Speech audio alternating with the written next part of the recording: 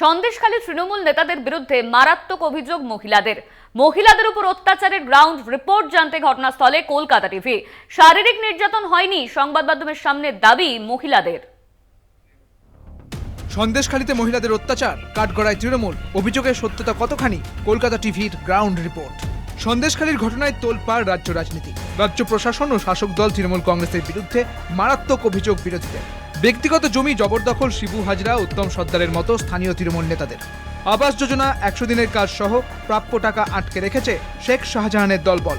সন্দেশখালীর মহিলাদের উপর ধর্ষণ, শ্লীলতাহানি, শারীরিক নির্যাতনের অভিযোগ। শেষ অভিযোগকে হাতিয়ার করে শাসক দলের বিরুদ্ধে চড়া সুর বিরোধীদের। অভিযোগের ভিত্তি কোথায়, সত্যতা কতখানি, খতিয়ে দেখতে গ্রাউন্ড জিরোয় কলকাতা টিভি।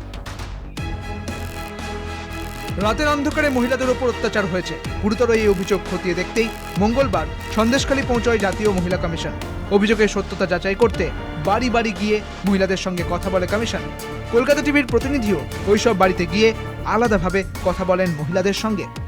বেশ কিছু মহিলাদের বাড়িতে তারা গিয়েছিলেন যারা কথা বলতে চাননি। তার মধ্যে একজন যাদের সঙ্গে আমি কথা বলেছিলাম, এবং কলকাতা টিভির তরফ থেকে যখন তার সাথে কথা বলা হয়, তাকে জিজ্ঞাসা করা হয় যে আপনি কি কোনোদিনও এরকম অপরাধের শিকার হয়েছেন, তখন তিনি বলেছেন যে তিনি নিজে কোনোদিনও এরকম অপরাধের শিকার হয়নি এবং তাকে কেউ বা কারা কখনো ডেকে পাঠায়নি, তার উপরে কোনো রকম নির্যাতনও হয়নি। না, আমাকে ডাকেনি। আপনার উপরে শারীরিক নির্যাতন হয়েছে? না, আমাকে নির্যাতন করেনি।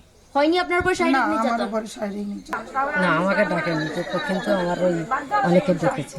অনেককে ডেকেছে, আপনি শুনেছেন? হ্যাঁ, আমি শুনেছি, তবু আমি এটা জানিনি কেন। আপনাকে কোনোদিনও কেউ নির্যাতন করেনি তো? না, আপনার শারীরিক কোনো অত্যাচার হয়নি তো? না, আমার উপরে হয়নি।